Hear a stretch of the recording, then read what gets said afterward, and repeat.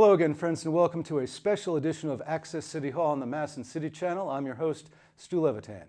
For its economic, cultural, and social impact, the Overture Center for the Arts is arguably the most important non-government building in Madison. It is certainly historic. The $205 million Jerry Frautschi gave for its construction starting in 1997 was at the time the largest single gift to the arts in American history. It is certainly distinctive. A massive marble and glass structure designed by the internationally renowned architect Cesar Pelli, merged with the French Renaissance facade Madison's own Frank Riley designed for Frank Kesnick when his upscale department store jump-started modern State Street in 1923. Madison started trying to build a civic auditorium and theater in the 1950s, but didn't succeed until Mayor Paul Soglin created the Madison Civic Center, which transformed the former Capitol Theater Movie Palace into the Oscar Mayer Theater in 1980. After the 2,255-seat Overture Hall opened in September 2004, along with 4 other performance spaces, the Oscar Mayer Theater was itself transformed, reopening in 2006 as the 1,089-seat Capitol Theater, reclaiming its name from when it opened in January 1928, just a few months after a similar venue called the Orpheum Theater opened in Vancouver, British Columbia. 6,000 people came to the Capitol's opening night 91 years ago. There were close to 600,000 visits to the Overture Center in the 2017-2018 season. Enough of those visits were paid that Overture sold about $9.5 million in tickets. Add about $3.5 million in donations and sponsorships, $3 million in room rentals and other revenue, and $1.9 million from the city, for total revenue in support of just over $18 million. Alas, expenses were about $2.4 million more than that, but with assets of almost $150 million, the financial situation is relatively strong. Which has not always been the case, because all has not gone entirely smoothly for Overture over its first 15 years. Founding CEO Bob D'Angelo, who used his office to conduct private business and engage in sexual harassment, spent time in federal prison for tax evasion. The stock market crash of 2008 caused Overture's parent body, the Madison Community Arts District, to lose about 60% of its endowment, threatening its ability to meet its debt service. After a period of uncertainty, confusion, and potential crisis, the city was able to restructure the debt and create the private, not-for-profit Overture Center Foundation, which on January 1, 2012 became the sole operator of the Overture Center for the Arts. I should disclose that of the 17 current board members, at least half a dozen are friends of mine, many of them fellow Rotarians, as is the woman we're about to meet. Ted Deedy was the CEO who managed the transition from city entity to nonprofit, and by all accounts did so very successfully. Mr. Deedy retired last spring and in September was succeeded by the director of the Vancouver Civic Theaters, Sandra Gajic.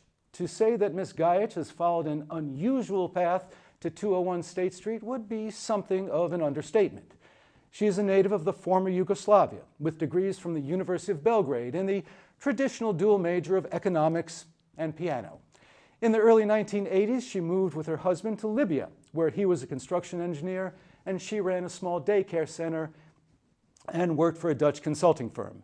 That was when she learned English, one of the many languages she speaks. The marriage didn't last. And in 1988, she returned with her 2 teenagers to Belgrade, capital of a country that was also falling apart. In 1990, she and her children emigrated to Toronto, Canada, where she worked as a receptionist in a fitness club, taught business to teens at a small nonprofit, and finally got a job in the arts, doing evening telemarketing for the Canadian Opera Company. It was all the opportunity she needed. 3 months later, a full-time job with the Opera Company with responsibilities that grew till she was managing its entire operations. She spent 16 years there before working her way west to the province of British Columbia, where she spent 4 years as the director of the Vancouver Civic Theaters, a group of public performing arts venues including the historic and aforementioned 2,700-seat Orpheum Concert Hall, the similarly sized 60-year-old Queen Elizabeth Theatre, the largest proscenium stage in Canada, and 2 smaller venues, along with reception areas, a parking garage, an outdoor event plaza, and office space. What we're going to do is spend the first segment talking with Ms. Gajic about how she got here and what her plans are now that she is. After that, we'll be joined by Dr. Ed Holmes, the Overture Senior Vice President for Equity and Innovation, to discuss the recent controversies regarding the presentation of Miss Saigon. And from there, well, you'll just have to stay with us to find out. But now we welcome, for what we hope will be the first of many appearances on Access City Hall, the President and CEO of the Overture Center Foundation, Sandra Gajic. Thanks very much for being with us. Thank you, Stu, so much for inviting me. Did I get all that right? Absolutely. Okay, well, we're off to... No, I think the age of my children is the only one. You made them a little bit older. Okay, well, but I protected our ages. Well, it's good to have you with us. Thank you. You are the first woman to lead Overture and the first non-American. Will either of those be important in marking your tenure? Will you do anything differently than the American men who have held the job before you because you are not an American and not a man? It's an interesting question because I have not been asked this non-American and as a new immigrant here to the U.S. In all my paths and throughout my journeys, I've been many times to the States. My son and his wife are both U.S. citizens. And so I've been coming and going and professionally also visiting, but have not lived and worked in the States. So yes, I think it's a fair question and fair for me to say it does mark some differences how I approach the world here. Maybe more than being a woman. And how do you what are those approaches? What are those differences? I'm finding the world of Madison is closer to the Canadian way of working. So I think that's probably a positive thing and makes it a little bit easier, as I see Madison really as a much gentler and maybe kinder, more inclusive place. That some of my colleagues have experienced running some performing arts centers or arts organization in some other parts of the States. But I'm mindful of that, and even recently when we had some challenges maybe through the Miss Saigon presentations and how that situation has been dealt with, made me really reflect more about how as a Canadian, I've been, I think, sensitized differently and have been actually surprised by, especially some of the attacks on me personally were conducted. Do you think are there linguistic or cultural cues that you're still learning to pick up? I am learning, not linguistic. But I think it's much more cultural. I'm still trying to understand, as you know, lots of cultural references we bring with us. We learned from childhood onwards. So I know how my journey in Canada, even though I lived also for 3 years in England, but coming to Canada, it took me years to really get to the point that I could understand the subtle references that are part of our growing up in a culture. Would you feel more comfortable if we started saying things like a boot? I mean, would we... No, I'm fine. Okay, you're fine with that. I'm fine with that because I come with my mother tongue is Serbo-Croatian, which is now being pulled into 2 different languages. And differences like that in the words we speak in one that are different, it's still the same language. So I'm fine with whatever you use. Why did you head for Canada when you left Europe? I understand why you left the former Yugoslavia and the time in England, but why Canada? As Yugoslavian then, we had choice between, at the time, outside Europe, which was very difficult for us to immigrate through using traditional and legal methods. I never wanted to do anything else. So it was US, Canada, or Australia. And Australia and New Zealand possibly too.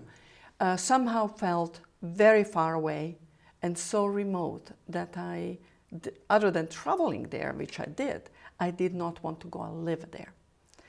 So it became really a choice between US and Canada, and I chose at the time Canada partly because of the politics of Canada at the time, what I knew in the 70s, whether it's Pierre Trudeau or a different approach to immigrants that was at the time really I could work in my profession and gradually build my career.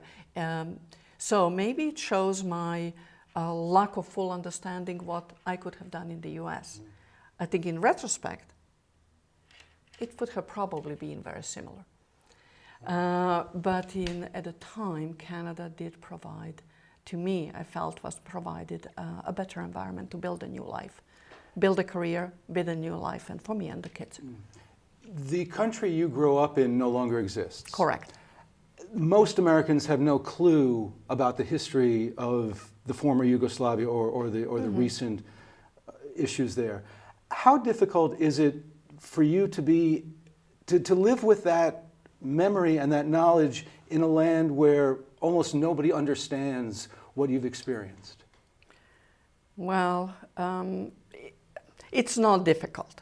I understand that lots of people have a fairly narrow scope of reference, and that our life experience, educational backgrounds, whether we travel or not travel, shape us. So I don't find that difficult. I stopped explaining a lot. I try to just not even talk too much about it. Okay. So I think for me personally, there will always be grief over the country that's lost. I forever also question, should I have left? Should I have stayed? Would that have made a difference? Many of us that left as intellectuals, educated there, left in large numbers, especially Serbia. So what became Serbia? Out of conscious decisions, and it happened in other, of course, then through the war and everybody else, whether it's Croatia, Bosnia, and so on. So we left the troubled country not wanting to choose, not wanting to hate, not wanting to teach my children to choose or to hate. So that was what's behind it. Okay, well, let's get back to at least Canada, at least. Given your background and your personal artistic pleasures and experiences, how meaningful was it that your first real job in the arts, other than giving piano lessons, was with a Canadian opera company? It was very meaningful, partly because opera is one of the passions in my life. In the performing arts, opera is what's closest to me. How I got even that first telemarketing job is I was looking for a second job as a brand new immigrant. When I saw in the free newspaper an ad for telemarketers, my view was, oh my God, I'm going to get paid, and I'm also going to get tickets for me and my children to go and see opera, because we were too poor as new immigrants to afford the tickets. So yes, it was very meaningful. And I was delighted that grew within months into a real then full-time job, so I could just shift my efforts and time and really do it full-time. Now I'm what used to be called a deadhead. I'm one of those people that would travel around and see the Grateful Dead. Are you one of those people that would the Ring cycle is playing? We got it. I am one of those Ring people. Okay. I am one of those people. So I have traveled to different places and continents to see the different Ring cycles, and I look forward next year to the one in Chicago, so at least I don't have too much of a travel to do. Now, speaking of the piano lessons, does having at least some experience and understanding of the performing arts inform any part of what you do as a performing arts administrator? Yes, absolutely. I think it brings really to forefront for me always how important it is the arts education, early exposure to arts, performing arts, visual arts, to children, to youth, having it accessible. Because I grew up in a country where we never thought about that. The schools were just, we would go there. So I started going on my own to concerts at, I think, from about age maybe 13 or 14, and that was all free. So it was nurtured. It was something that you develop a need for that. And I do know that there is enough research done in terms of the impact of arts education, and exposure through childhood, formative years, and later to youth, to be better in school, have different choices, make better choices, and also impacts us how we grow into adults. Now, as to choices, Vancouver is one of the world's great cities. You got about 600,000 people in the city proper, 2.5 million in the greater metro area. Consistently ranks in the top 5 worldwide for quality of life. Its port handles more tonnage than New York City. 100 years ago, its downtown had the tallest buildings in the British Empire. It is the home of the TED Talks. Now, Madison is nice and it's been very good to me, but it's just not the global city that Vancouver is. I mean, we host Ironman. You had the 2010 Winter Olympics. I hate to say it, but in terms of quality of life, haven't you kind of traded down? No, I don't think so. It's different. I'm still living downtown just like I did in Vancouver. I walk everywhere. Sometimes I don't use the car for 2-3 weeks, and I'm contemplating, should I sell it just like I did in Vancouver? It's a great community. Art sector is strong here, and I know we play a role in that. But there is a vibrant, really scene here in Madison. In part, and I know, I'm sure you see it, and I don't need to mention it even, but university, the role of that strong educational institution, all the people that are associated with it, from students that come from all over the world to really phenomenal faculty and programs. So everything from food options to great coffee shops. I am a coffee snob, so finding good coffee for me, it's not difficult. So the lifestyle is great here. It's a city where I actually got surprised how fast it started feeling at home. That Vancouver, even years later, it did not feel like home. I still have my condo there, but it never felt like home the way how Madison started feeling. And I noticed within about 3 or 4 months, and I suddenly felt, this is strange. I never felt at home so fast. And I still have to ponder a little bit on that one and think a little bit more, why is that?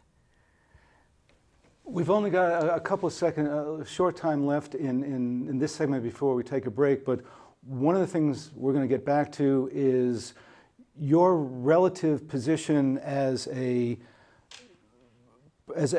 public-private figure in Madison compared to your relative position as a public official in Vancouver, and the difference between working for a government entity and working for a private nonprofit at Overture. But we have to take a short pause for the cause.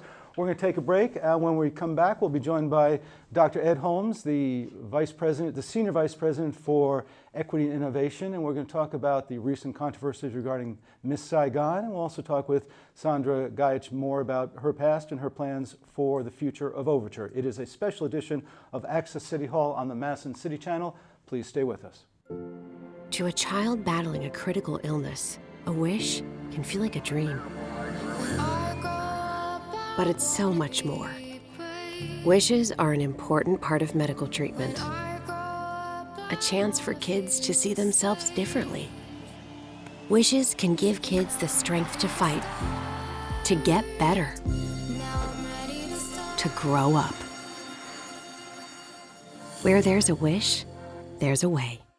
If you want to stay on top of your health, one simple thing to do is take the pledge to go and get screened for the cancers that might affect you. So stand up, cancer, and take the pledge at GetScreenedNow.org. It only takes a minute to take care of yourself, And nothing rhymes with org. Nope, nothing rhymes with org. Who wrote this? Welcome back to a special edition of Access City Hall on the Madison City Channel. I'm still Stu, you're still you. We are still talking with Sandra Gajic, the President and CEO of the Overture Center Foundation. And we have been joined by Dr. Ed Holmes, Senior Vice President for Equity and Innovation, because it is now time to talk about Miss Saigon. Miss Saigon is a dramatic musical based on Puccini's opera Madame Butterfly, relocated to 1970s Saigon during and after the Vietnam War. It is one of the most popular musicals ever, running for 10 years in London and another full decade on Broadway, with numerous tours and revivals since. It is also one of the most controversial musicals ever, focusing as it does on the relationship between a U.S. Marine and a 17-year-old bar girl, and relying on offensive stereotypes of hypersexualized Vietnamese women and corrupt Vietnamese men. At least productions now use Asian American actors rather than white actors in yellowface. It has been the subject of protests over casting and concept since its opening in 1989, and a series of protests over a 20-year period in St. Paul have led to its effectively being banned there. And it was the subject of concern to members of the local Asian American community as the national touring company from Broadway across America prepared to open a 6-night run at Overture in early April.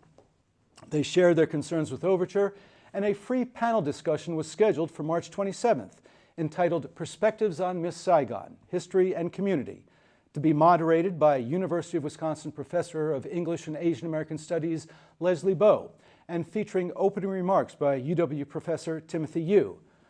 But something went wrong. Some misunderstanding or disagreement over the nature of the panel or its participants, and on the morning of the 27th, Overture postponed the panel. So Professors Bowe, Yu, and others turned the panel into an outdoor teach-in for about 200, right in front of Overture's front door. The next day, Ms. Gajic apologized for postponing the panel, saying that, quote, it was a mistake and sent the wrong message. She said the panel would be rescheduled for April 24th. But then a new controversy arose over a 1,000-word essay which Professor Yu believed he had been invited to write for inclusion in the performance playbill, subject to approval from Broadway across America, which Ms. Gajic said was not the case. Miss Saigon has now finished its run and moved on to another city. But questions remain about what went wrong and what Overture must do to put its community relations back on track. And those are the topics to which we now turn. Was that a relatively accurate and value-free recitation of how we got to where we're at? Yes, yes, yes. I want to frame the conversation in light of the statement on the page headed Diversity and Inclusion at Overture, which is taken from your website. Overture has a responsibility to the community and to our stakeholders to ensure that what we see on the stage is truly a reflection of the society in which we live and the humanity that we share. We'll get back to that in a bit. Let's talk about how we got to where we're at now. Based on when schedules are announced, I would assume the scheduling of Miss Saigon was announced just about a year ago. You've just announced the next year's season, so it would have been about this time last year that you would have announced. It was a bit earlier, but roughly the same time, yes. So when did you first realize that that this performance was presenting issues of inclusion and diversity that you had to address? Well, I would say that we recognized when Timothy Yu and came forward with a group of his colleagues that it was going to present some significant kind of pushback from the Asian community. We had not heard this type of concern voiced at any point in the past. It was just, I'd say, a few weeks before the production of King and I and Miss Saigon that we had the meeting. And so that's, we had a very good meeting. I think that we had an incredibly good meeting and discussion about how we might work together to address the concerns that they had. Go ahead. Sorry, just to add to that, there had been contacts from St. Paul, Minneapolis, the moment we actually announced the season.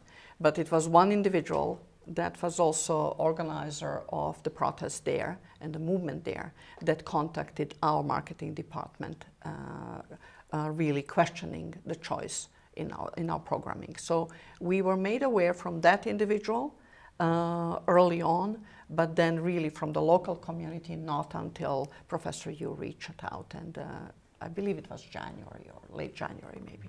So take us back and walk us through what happened, how those communications developed, and how you thought things were proceeding, and then how things didn't proceed as you thought or planned or hoped.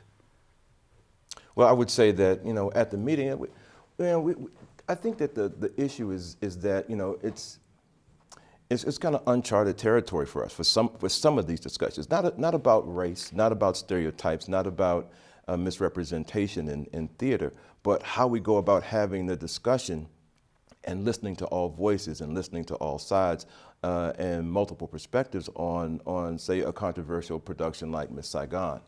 I think that I guess the thing that I learned from this entire experience is that there are multiple perspectives, and I think that a core value for Overture Center is to be able to listen to all perspectives, and that's what we were trying to accomplish with the panel discussion.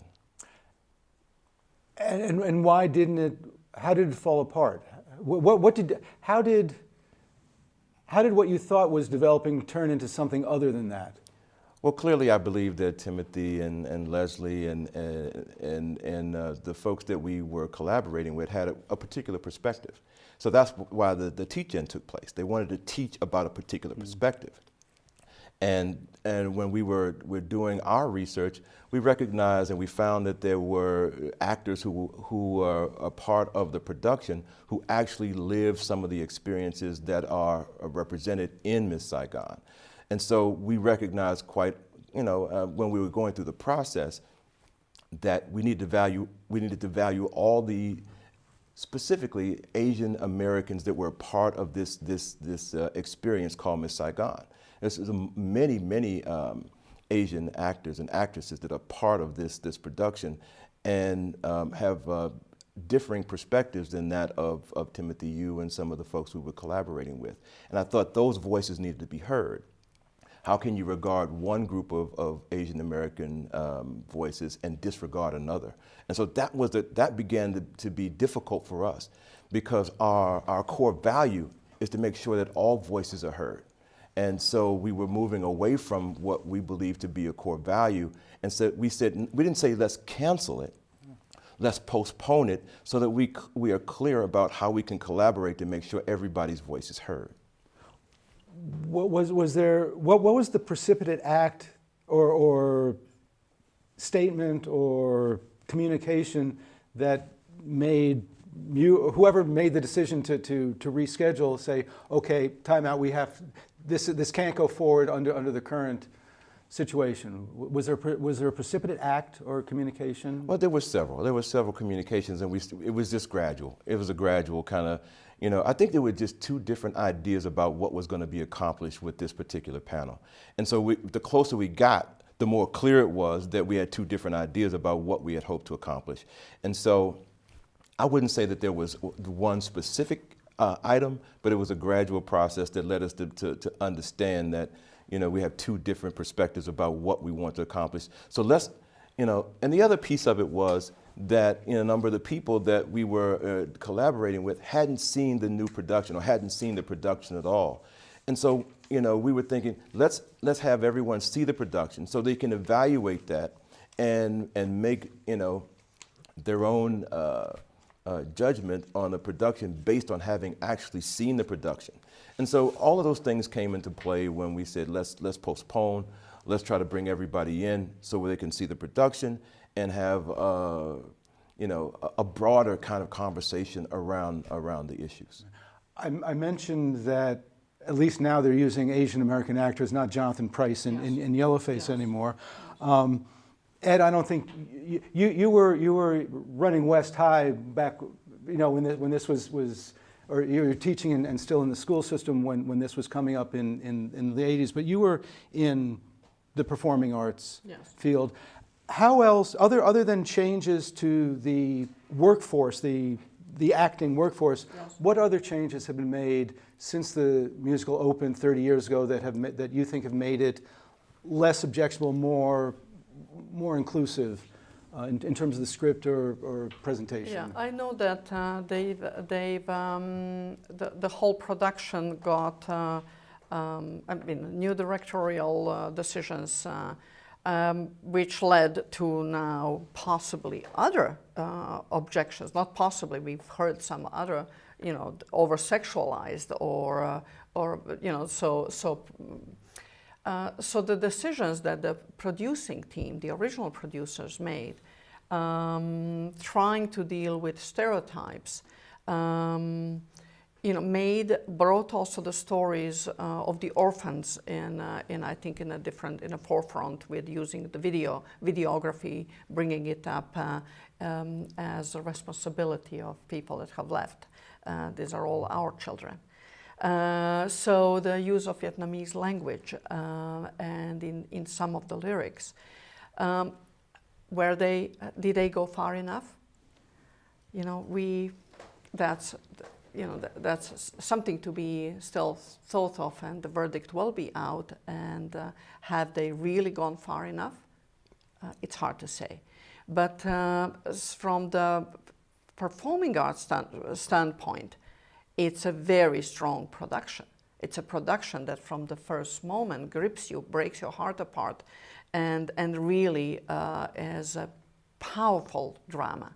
So it's a story told in that particular time. And the producers don't like when we connect it to Madame Butterfly. They don't see it that way. I did. I even made a comment in one of our numerous, phone conversations and meetings with them, and they really didn't like that. They said, "Please stay away from that. That's not what it is." So it's interesting how even the producers don't agree with that way of portraying the story. They felt that was the story of the particular point in time that they felt they had to say. So it seems pretty well accepted that the plot is certainly, in my mind, white military, Asian young woman. I mean, it seems that the plot is if it's not based on it, then I think Puccini's estate can sue. I mean, it seems pretty well, no, related. It was when I first saw it, in early 90s. To me, that was the first reference. I said, couldn't have. Anyway, that's it. To me, it was the first what I thought of association. Yeah. Has anybody remarked on the irony that it was that Miss Saigon, and in particular the helicopter, was one of the productions that people were touting as, once we build Overture, we'll finally be able to bring. It wasn't just we're going to bring musicals. We're going to bring Miss Saigon, because I mean. I heard that one. I heard that one, and it is ironic in so many ways. But and then with the change of technology, because the helicopter, you might know or not know, but it was actually broken.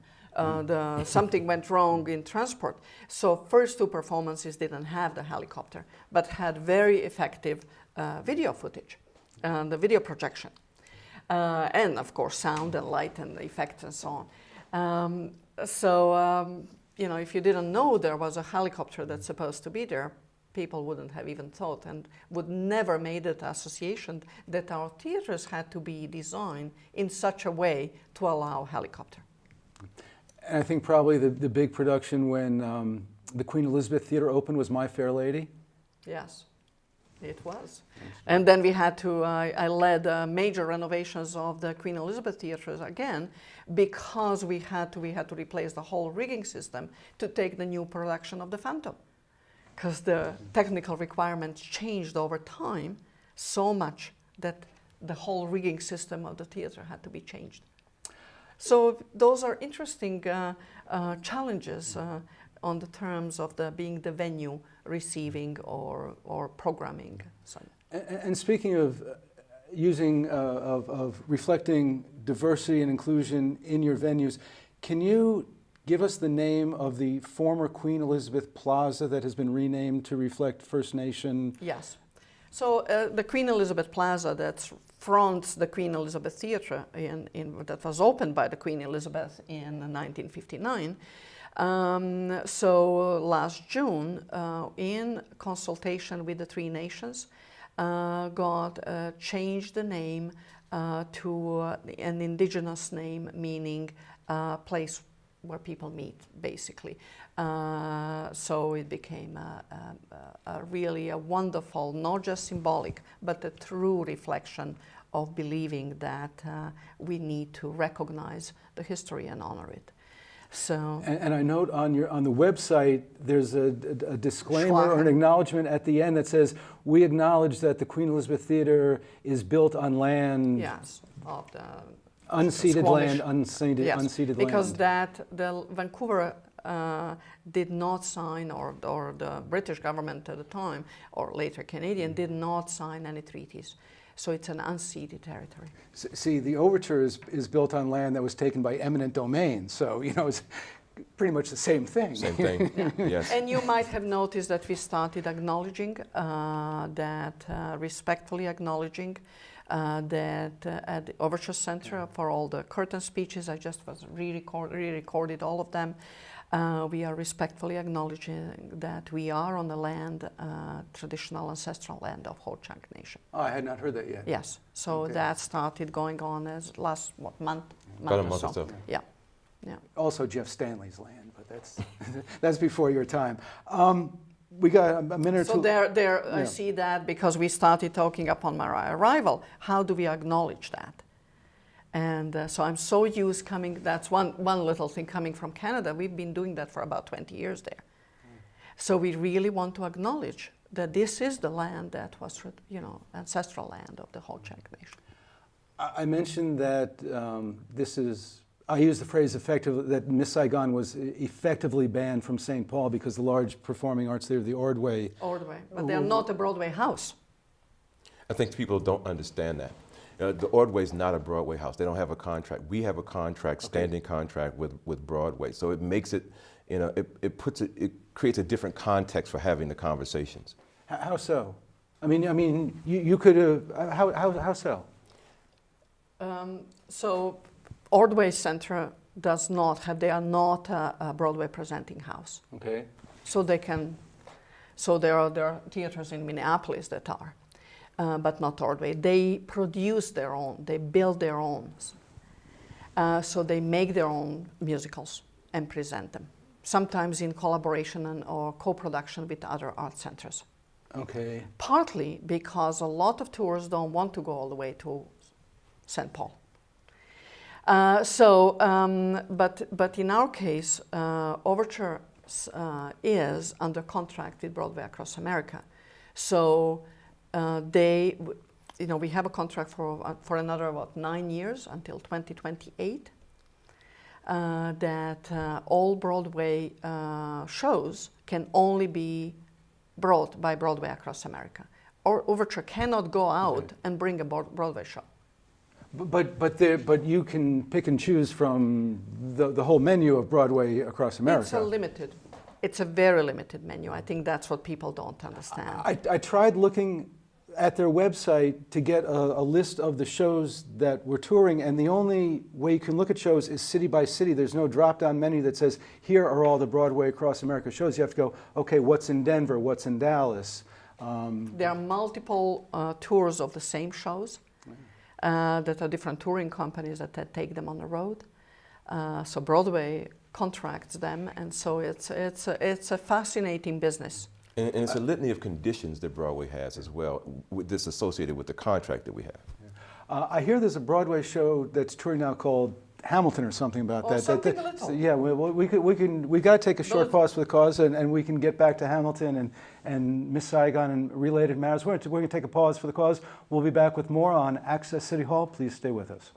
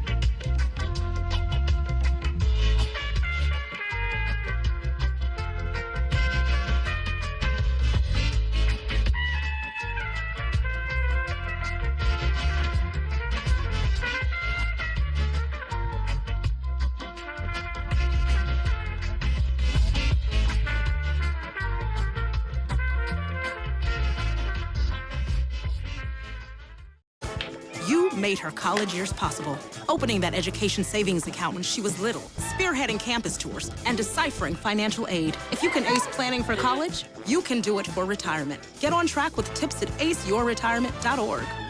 Welcome back to Access City Hall, a special episode with the CEO and President of the Overture Center Foundation, Sandra Gajic, and the Senior Vice President for Equity and Innovation, Dr. Ed Holmes. We're talking about the recent controversies regarding the presentation of Miss Saigon and the extent to which there was going to be and will be, but has not yet been, a panel discussing various diversity and inclusion issues relating thereto.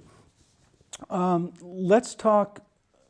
I want to try and clarify the situation with the essay, the 1,000-word essay that Professor Yu wrote, believing, based on apparently an email and communications with Lex Poppins, that was going to be potentially in the program, subject to approval by Broadway Cross America, but which, according to a recent account in Isthmus, you said was never going to happen. Can you clarify? Because Sure. because I assume you saw the account in Madison 365, which used some fairly by our harsh former terms, employee, yeah. saying that you lied. So I can we know. clarify? It was a hard one to read. It's hard to ask questions about. So No. what how did that develop, and what went wrong? Yes, we did talk even initially when we first had a meeting with Dr. Timothy Yu and the whole group, and one of the things that did ask us is for a platform to present their views.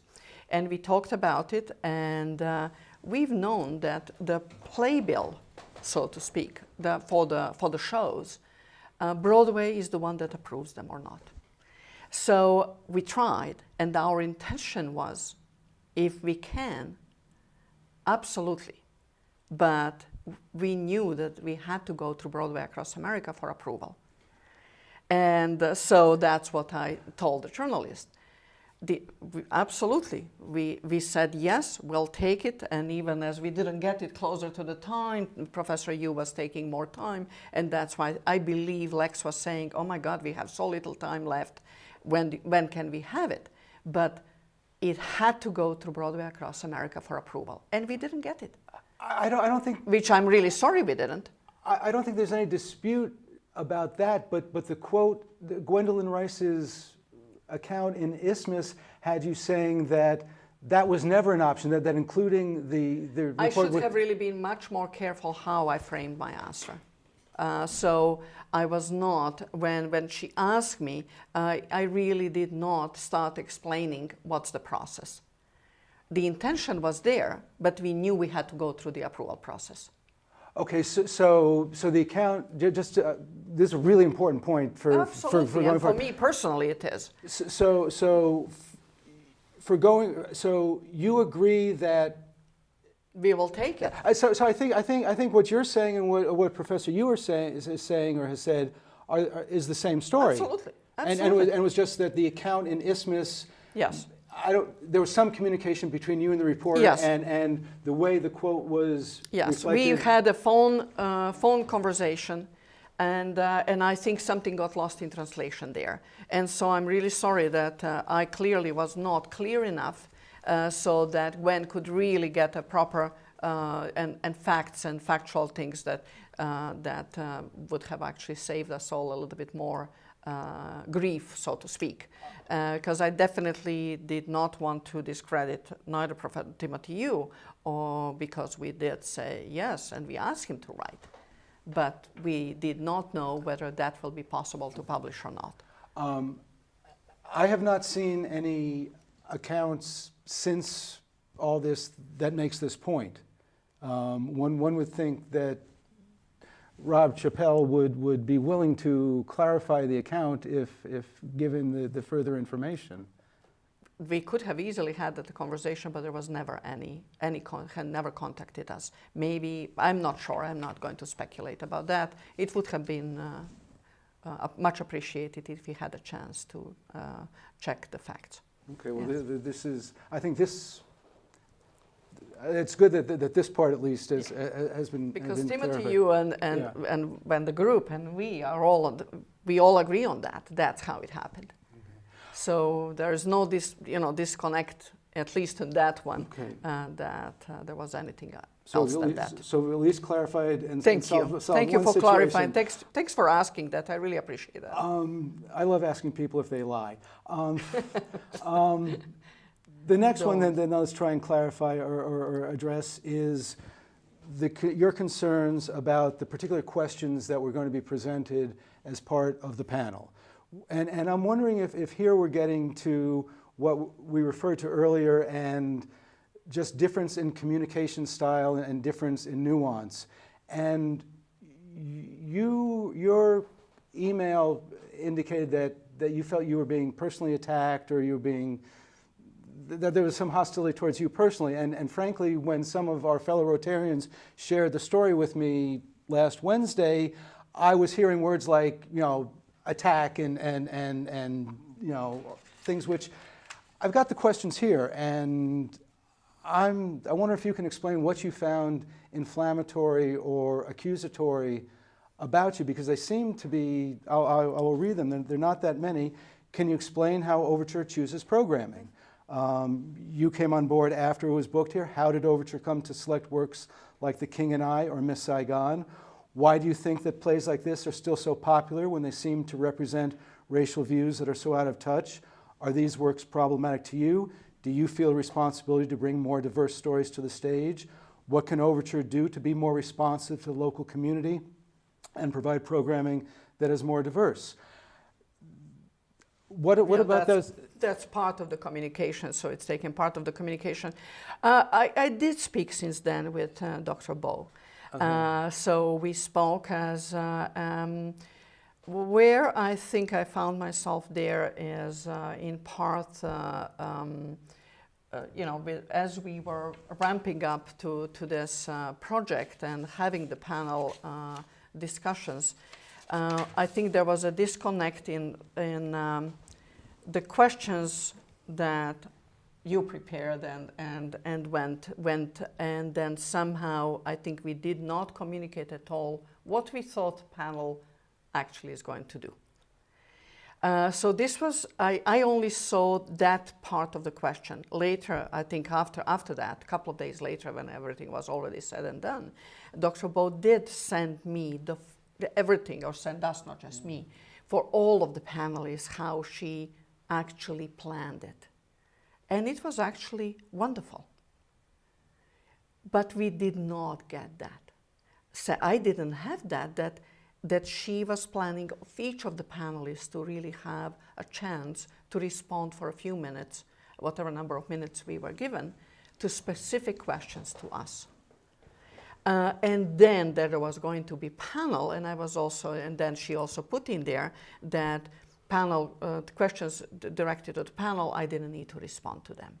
So I felt like I'm doing, it has to be a discussion. So I misunderstood, and I did, as I said, in my conversation with Dr. Bow, I did admit to that I misunderstood. Like, we thought the panel was going to be, that your traditional, one question, and then each of us gives, I'm oversimplifying here, and that each of us will have a chance to respond to the same questions. But that's not how it kind of shaped, and in retrospect, we should have actually had that conversation and say, okay, what do you think, how is it's planned? We left it and didn't really understand how the panel was going to function. Well, there's another piece to that, though. And so while Leslie Bow was working on a format and structure, I was working on a format and structure. And so what was going on was I was passing the format and structure on that I had in place to Sandra and folks, and Leslie was working on one. So she was under the impression it was her responsibility as the moderator to develop the questions, to develop the format, and this is a part of a misunderstanding. In my understanding, a moderator is impartial facilitator of the discussion, not the person who generates the questions, who comes up with who answers what questions, who is very feeling like they have to create the structure by which the panel was to be designed. And so I was the one that called Leslie Bowe and asked her to be the moderator as a result of a recommendation made by Paul Funland at the Capital Times, because he'd worked with her in the past and said she would be a great resource and asset. And she is. And she is. She's and phenomenal. She is. Yes. But at no point did I tell her that she was responsible for creating this at all. And so now it's a great, there's a misunderstanding about everybody's role and function. And so when we started to get this information, which I'm like, wow, where did this come from? And so that's where some of the misunderstanding came from. And so some of the introductory comments that you don't have there was some other discourse, and we don't want to get into a lot of detail because I think we've moved past a lot of this. But there was some wording that you can take out of context maybe, and it created a further misunderstanding about what was to take place at this panel discussion. We don't shy away from having the discussion. As a matter of fact, we welcomed having the discussion. We welcome, Timothy Yu and his colleagues to come in to have this discussion and have difficult conversations, because that's what this whole issue of diversity and inclusion, equity and diversity and inclusion is all about. Having courageous conversations and listening to multiple perspectives. And so we don't shy away from that at all, but it was just going in a direction that we felt like, I think there's a clear misunderstanding here of what the intention is. So what's going to happen on April 24th, and who's going to participate? So far, we don't have a confirmation that anybody is interested. I reached out, we talked to all, I only didn't manage to talk in person with one of the panelists. We don't know I think Timothy Yu and the group have some other ideas to our panel that Overture would not be organizing it. And so we are waiting to hear. Last Timothy told me is that he'll be in touch and we'll talk further about it. Do you expect something to happen on April 24th, or is it still? I'm hoping for that. I'd really like that, but what I would like to see is a broader conversation, and I think that's what probably somehow we missed to communicate to start with. Can we have a broader conversation of the diversity or equity on our stages in theater? Even as we announced the season last night, and we think about there are more controversial works coming onto our stage. Can we have a really much broader conversation? On that point, I want to go back to that pledge to present programming that, quote, is truly a reflection of the society in which we live and the humanity that we share. The society in which we live is racist, sexist, anti-Semitic, Islamophobic, homophobic, ageist, ableist.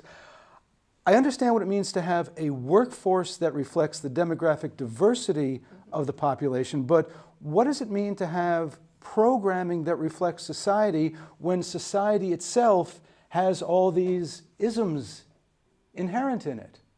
And we don't have a lot of time, but what is the future of shows like, The Merchant of Venice and shows that have the components that are objectionable to certain members? Or Book of Mormon, or Color Purple, but Stu, Hamilton. unless we're able to have these conversations and discuss the isms and be upfront and honest, we don't change the trajectory of what we currently have on stages right now from entities like Broadway across America.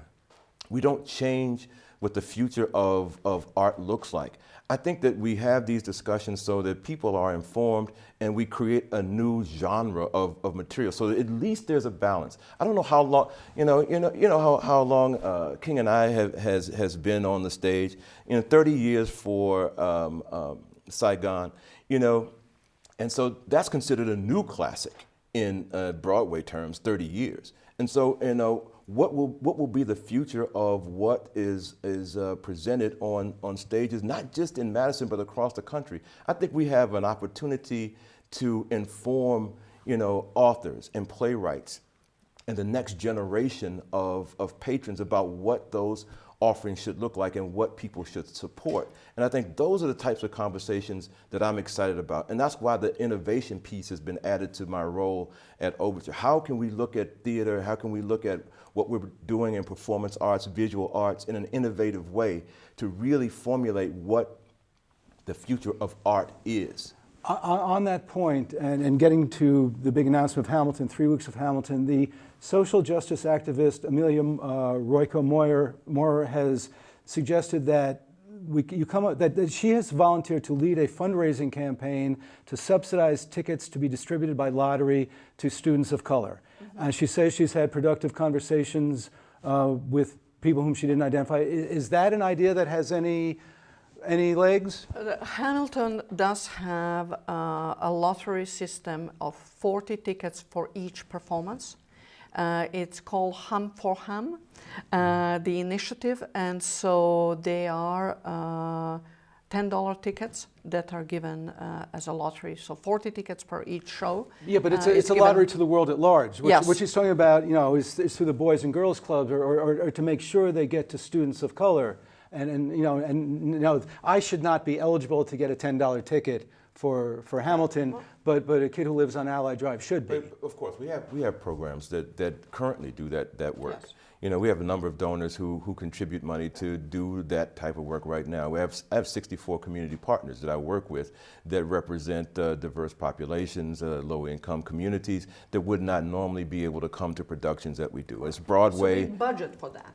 We It's a actually, yes. part of our process as we look into every year budget, we make sure that there is enough money from our commercial offering that we can then take it into community engagement, education, but then also access to our programs, access to tickets that then through partnerships are distributed, whether it's the Boys and Girls Clubs or many organizations that we actually provide tickets. We're almost out of time. We may have to do a whole nother program on the upcoming schedule and the various diversity and inclusion programs. Yes. But I have one final question. You have not had the glories of a Madison summer, but one of the highlights is all the neighborhood music festivals, yes. particularly on the east side. And I just found out that Overture has withdrawn its financial support for all these east side music festivals. It's a drop in the bucket to your budget, but it's big to the Wilmar Association and others. Why that decision? So we met with Wilmar, and what's correct in this is that we said we are a nonprofit organization, so we don't give cash sponsorships. We are the one that go out and seek sponsorships for us. But we provide different type of support for the festivals. Programming, then we provide marketing support, promotional support, but programming, including delivering programs with Wilmar. We send kids in the Rotunda there, so we are actually supporting, but not by giving cash. Okay. I waited too long to get into this because we are out of time. My thanks to Dr. Ed Holmes, the Senior Vice President for Equity and Innovation, and Sandra Gajic, the CEO and President of the Overture Center Foundation. For everyone here at Access City Hall on the Madison City Channel, I'm Stu Levitan. Thanks for watching. We hope to see you back here next time.